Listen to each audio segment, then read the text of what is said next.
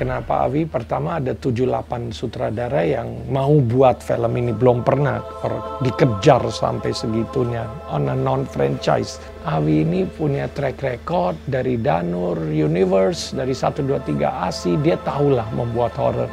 Tapi saya udah bilang sama Awi, kita harus all out di sini. Sajiannya harus beda, packagingnya beda. Jadi Awi sepakat di sini, kita benar-benar sepakat dan nggak tahu ya memang buat saya dia yang terbaik, dia tahu kok cara membuat film horror gimana. Dan saya kira di tangan Awi bakal beda. Didirect sama Mas Awi ini pertama kalinya sih buat aku. Dengan cara Mas Awi ketika reading itu adalah workshop juga bersamaan. Jadi ketika reading kita juga mempraktekkan scene-nya lalu direkam sehingga gambaran kondisi yang nanti kita bakal kayak gimana itu tuh ketika ya tadi misalnya dengan cuaca seperti ini sore-sore udah sangat tight bakal hujan gitu. Kita semua tuh begitu masuk set udah ready dan udah tahu gitu.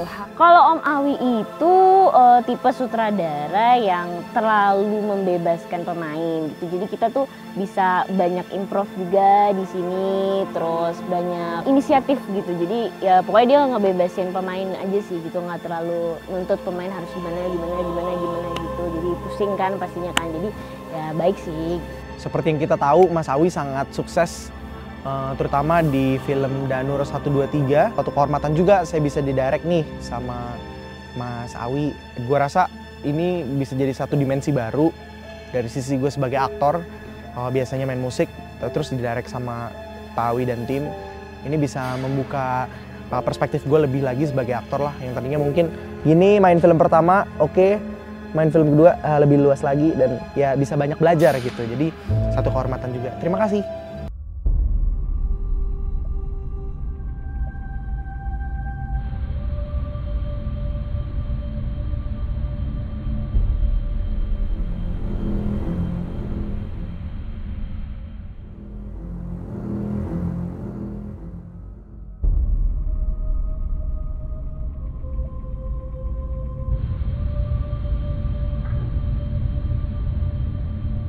Kalau saya sih dengan pemilihan pemain cuma idenya adalah saya pengen ngeliat orang yang either belum pernah atau jarang banget saya lihat di TV atau di film gitu. Jadi buat saya sebagai filmmaker dulu deh, minimal di monitor saya tuh saya fresh gitu ngeliat mereka. Saya hampir nggak pernah lihat mereka sebelumnya karena saya pengen sesuatu yang nggak familiar. Saya pengennya tuh saya mengenal mereka, buat saya sendiri bisa believable kalau mereka ini mahasiswa dan mahasiswi, bukan artis atau pemain gitu. Dari saya itu dulu.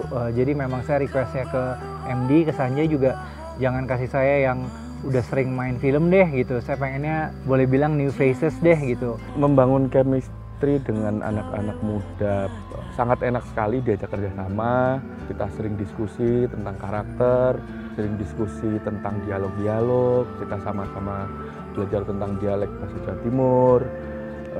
Jadi saya pribadi nggak merasa banyak kesulitan gitu ya.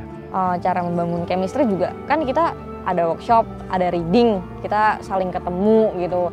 Kita ngobrolin masalah karakter kita masing-masing, kita develop karakter kita masing-masing. Terus dari situ juga kadang kayak aku sama Widya seringnya, terus sama Nur juga suka hangout bareng, nonton, makan bareng, ngobrol gitu-gitu sih paling.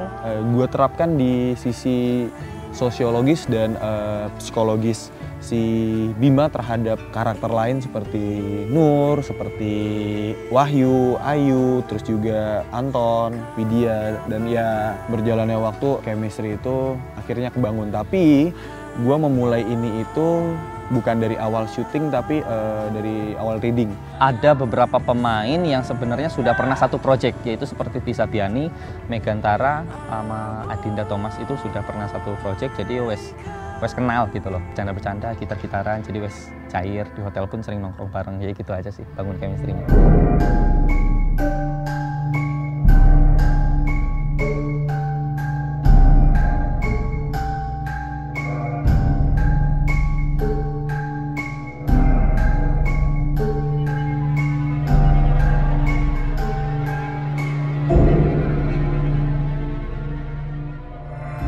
Suatu yang beda lah. Saya mau film horror Indonesia to the next level. Itu harapan saya dari KKN. Pesannya mungkin kalau kita sedang bertamu di tempat orang gitu kan, selalu ingatlah gitu, kita jaga sikap, jaga behavior, jangan sembarangan, karena sekali kita melanggar ya ada akibatnya gitu. Salah satu cerita yang tidak bisa dilupakan oleh teman-teman KKN adalah cerita yang dibuat di film KKN ini yang berdasarkan cerita nyata. Pesan itu bisa diterima setelah nonton filmnya pasti. Ada yang hidup tapi nggak terlihat gitu, jadi kalian harus lebih berhati-hati lagi.